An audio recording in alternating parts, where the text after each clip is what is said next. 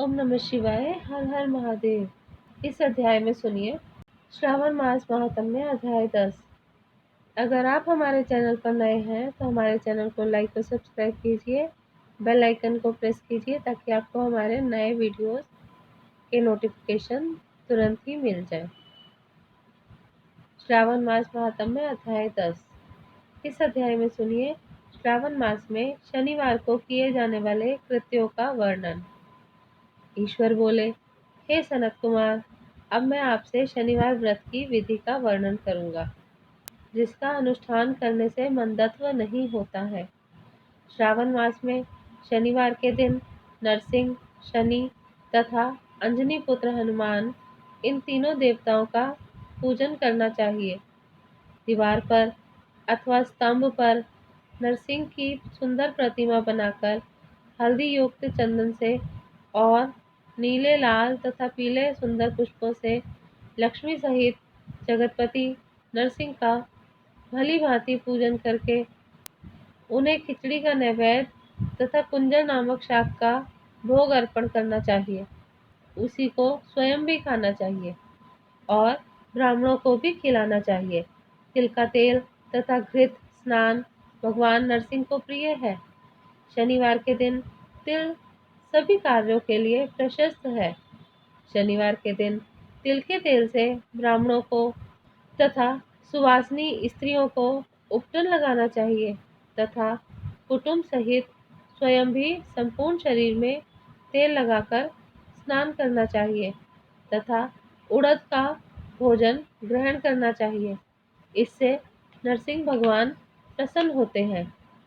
इस प्रकार श्रावण मास में चारों शनिवारों में इस व्रत को करना चाहिए। जो ऐसा करता है उसके घर में स्थिर लक्ष्मी का वास रहता है और धन धान्य की समृद्धि होती है। पुत्रहीन व्यक्ति पुत्र वाला हो जाता है और इस लोक में सुख भोग कर अंत में वैकुंठ प्राप्त करता है। नरसिंह की कृपा से मनुष्य की चारों दिशाओं में व्याप्त रहने वाली उत्तम कीर्ति होती है। हे सौम्य, मैंने आपसे नरसिंह का यह उत्तम व्रत कहा।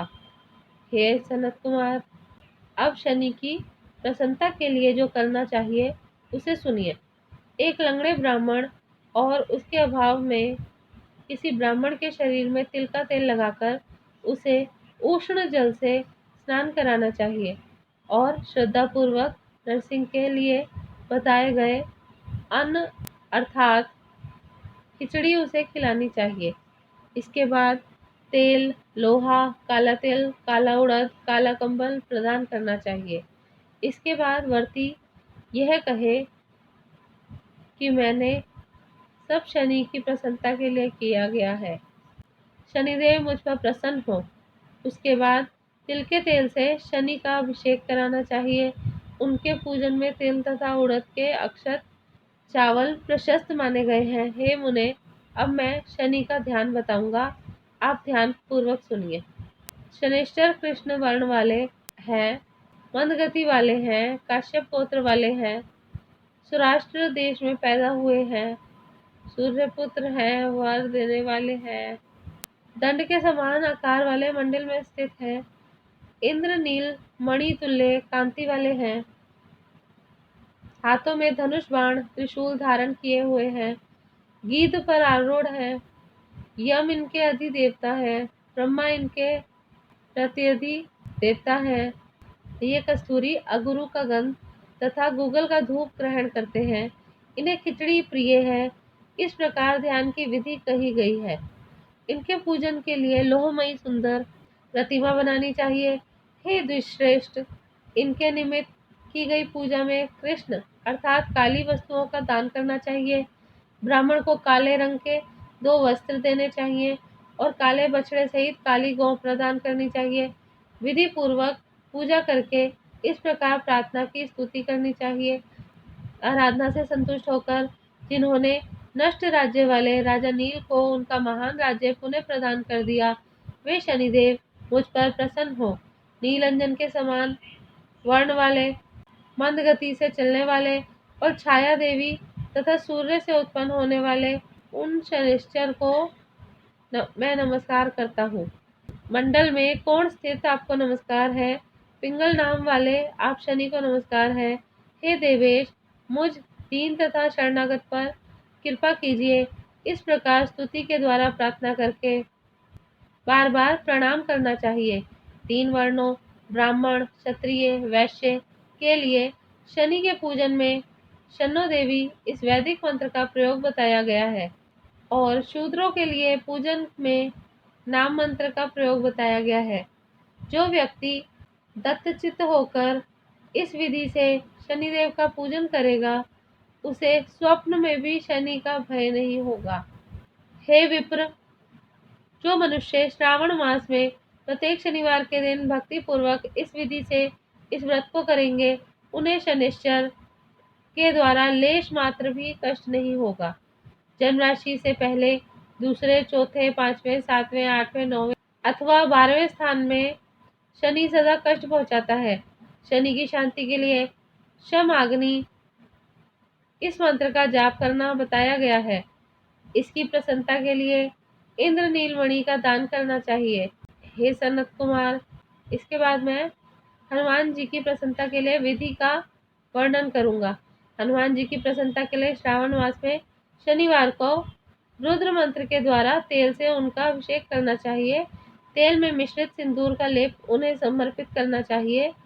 जपा कुसुम की मालाओं से, आग धतूर की मालाओं से, मंदार पुष्प की मालाओं से, बटक बड़का पेड़ के नैवेद्य से तथा अन्य उपचारों से भी यथाविधि अपने सामर्थ्य अनुसार श्रद्धा भक्ति से युक्त होकर अंजनी पुत्र हनुमान जी की पूजा करनी चाहिए। इसके बाद बुद्धिमान को चाहिए कि हनुमान जी को प्रसन्नता के लिए 12 नामों का जप करे। हनुमान, अंजनी पुत्र, अंजनी सून, वायुपुत्र, महाबल, रामेष्ट, फागुन सखा, पिंगाक्ष, अमित विक्रम, उदधी क्रमण, सीता शोक विनाशक, लक्ष्मण प्राणदाता और दशगी वर्धपहा, ये 12 नाम है। जो मनुष्य प्रातःकाल उठकर इन 12 नामों को पढ़ता है, उसका अमंगल नहीं होता और उसे सभी संपदा सुलभ प्राप्त हो जाती है। इस प्रकार श्रावण मास में शनिवार के दिन वायुपुत्र हनुमान जी की आराधना करके मनुष्य वज्र तुल्य शरीर वाला, निरोग तथा बलवान हो जाता है। अंजनी पुत्र की कृपा से वह कार्य करने में वेगवान तथा बुद्धि वैभव से युक्त हो जाता है। उसके बाद शत्रु नष्ट हो जाते हैं, मित्रों की वृद्धि होती है, वह वीरशाली तथा कीर्तिमान हो जाता है।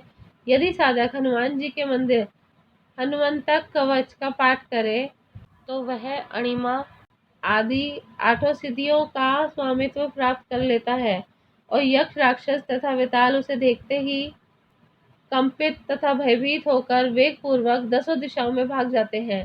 हे सत्तम, शनिवार के दिन पीपल के वृक्ष का आलिंगन तथा पूजन करना चाहिए।